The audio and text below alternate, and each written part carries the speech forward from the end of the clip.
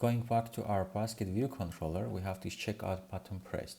So here we are going to check if muser.currentUser.onboarding, I need to unwrap this, and we want to check if the onboarding was done. Otherwise, we are not going to allow the user to purchase anything.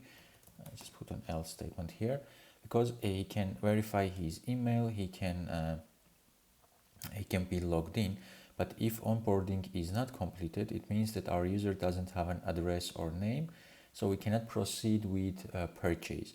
So if onboarding was done, I'm going to just put a note here, proceed with purchase, else we are going to show error, and error we are going to use our AGT, our JG progress AGT. So let me just quickly copy, and now we don't have here. All right, let's type it. So I'm going to say self.agt is, let's get the text label first. Dot text is equals, say, please complete your profile. Then we say self.agt.indicator view is equals to JG progress AGT error indicator view. Self.agt.show in view.self.view. Oops. And finally self.agt.dismiss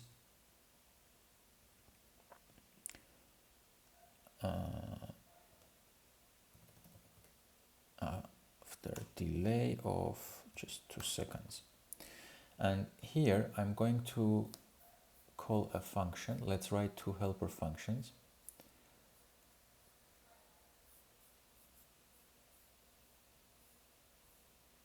Let's see where our helpers are. Yep.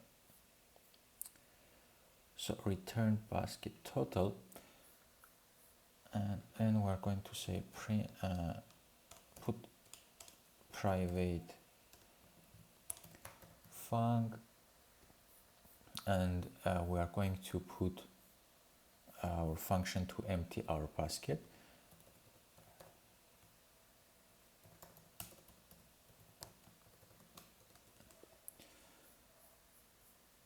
And also we are going to add to our purchase history. So let's just say private func add items to purchase history. And here we need to pass the items that we want to add, item IDs, which is an array of string. So the easy part is empty the basket. What we are going to do is, let's go actually on top, and I'm going to put actually I think we already have purchase item IDs. Yeah, we have it.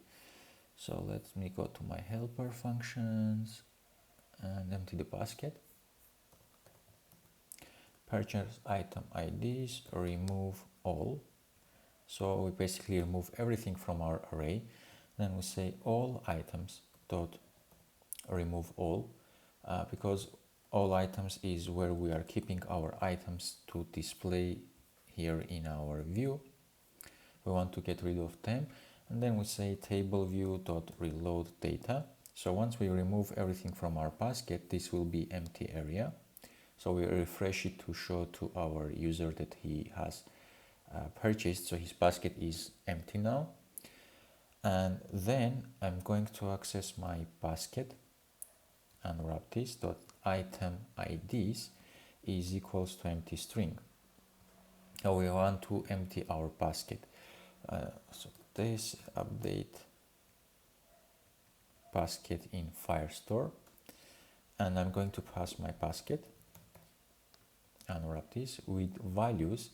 I'm going to say k item IDs, and the value is going to be our basket. Unwrap this, item IDs, which we just set to be empty array. And error is our variable name. And in case if we had error is not equals to nil, I'm going to say print error updating basket, and let's pass our error here, localized description, and if there was no error, I'm going to say self dot get basket items, so that we just recall this function to refresh everything from our basket. So this is our empty the basket function. And then we have our add items to purchase history, which is straightforward.